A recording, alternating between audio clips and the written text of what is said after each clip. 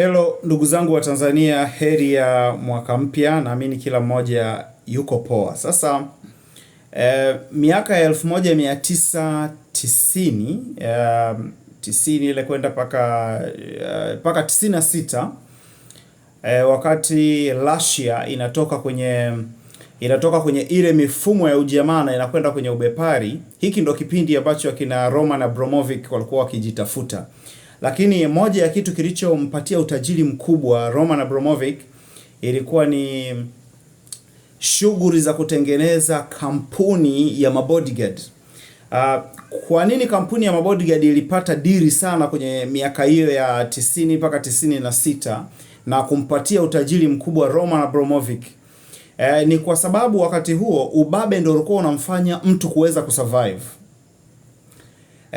Watu walikuwa wakiwaua wenzao, matajiri walikuwa wakitekana na kuuana, serikali ilikuwa ina uwezo wa kuteka kwa maslahi ya watu wengine, polisi walikuwa na uwezo wa kuua. Kwa hivyo dili la mabodyguard lilikuwa kubwa sana kwa kipindi hicho, mpaka kuwafanya kina Abramovich kufanya kampuni za bodyguard na kuwapa utajiri mkubwa ambao wamefikia kuwa nao hii leo. Sasa ninaongea hivi kwa nini? Ni kwa uchache, mada kubwa ya leo nataka tukajadili kitu ambacho alikizungumza Humphrey Polepole tarehe 15 Disemba mwaka 2014 kwenye kipindi cha Mkasi.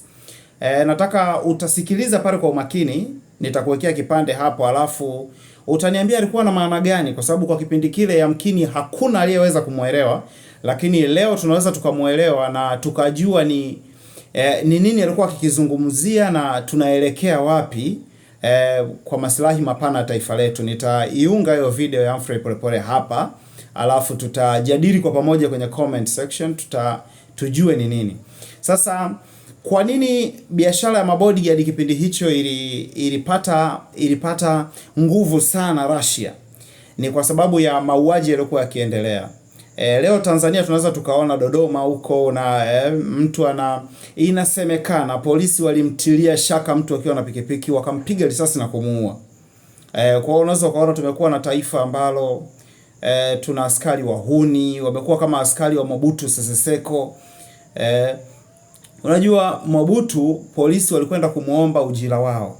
Askari wa Kongo walikwenda kumuomba ujira wao. Akawaambia, yawezekanaje nimewapa silaha alafu mnakuja kuniomba hela? Sasa hatuwezi kujua wakwetu wao waliambiwa nini.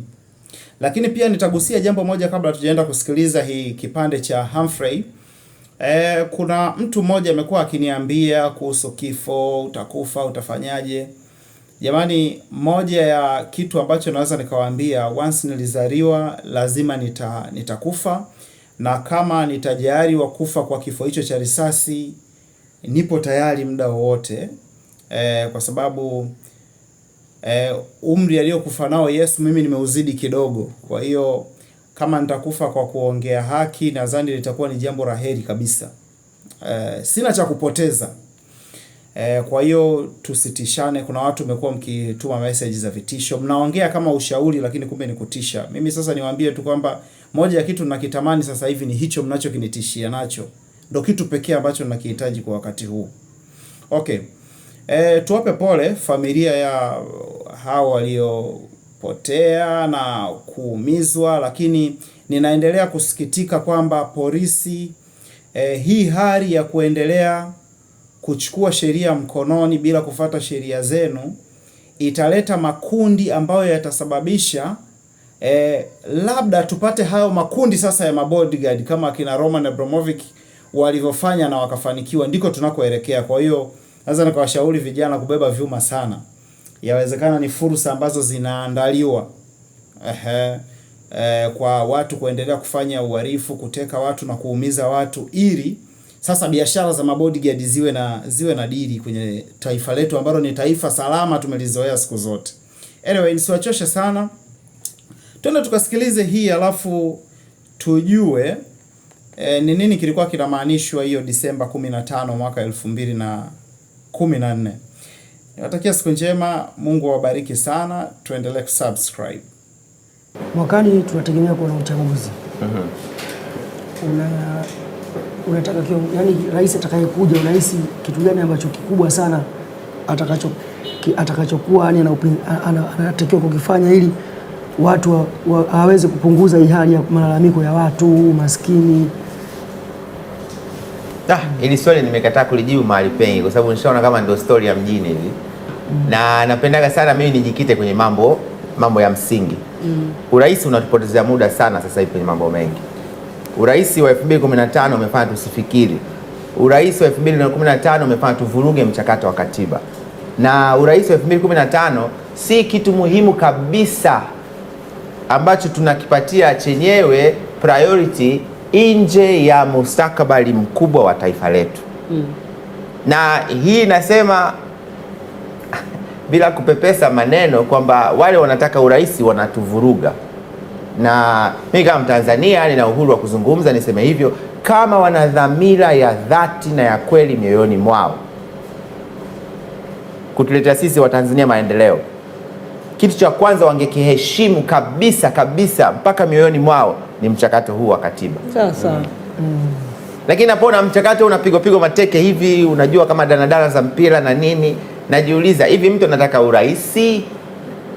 uraisi kwa maana ya nafasi ya uraisi ndio ile inakuja. Uliniweza kuhusu vijana, kuna tofauti kati ya kutaka uongozi na kuwa mshiriki mchangiaji kwenye mabadiliko ya jamii yetu na taifa letu. Sasa nina wasiwasi, nafikiri hili swala la uraisi hili limejikita tunatafuta kupata kiongozi. Mimi nafikiri tunatafuta mtu an active participant kwenye kuleta maendeleo ya Watanzania. Kwa nafasi gani? Kwa nafasi ya rais. Na ingependa hilo lijitanabaishe vizuri kabisa kwenye mchakato huu wa katiba mpya ambao tukiuandika vizuri, tukapata katiba nzuri kabisa ambayo kila mtu atasema mimi na wewe Salama tuna ubishi kwenye mambo mengi, lakini when it comes to the constitution mimi na wewe we are one. Sasa haiko hivyo sasa hivi. Halafu nashangaa watu wanataka bado urais, lakini hilo halijaweza kuwa secured sasa hivi. Na wako comfortable kabisa. Sasa najiuliza, if you're not comfortable kwenye mambo ambayo yanatuumba sisi kama taifa imara la Tanzania, wewe una mambo gani mengine utatufanya sisi makubwa? Tuachane na baba wa taifa. Tuachane na baba wa taifa. Ndio. Unafikiri katika marais watatu ambao wako hapa sasa hivi, nani alifanya kazi vizuri?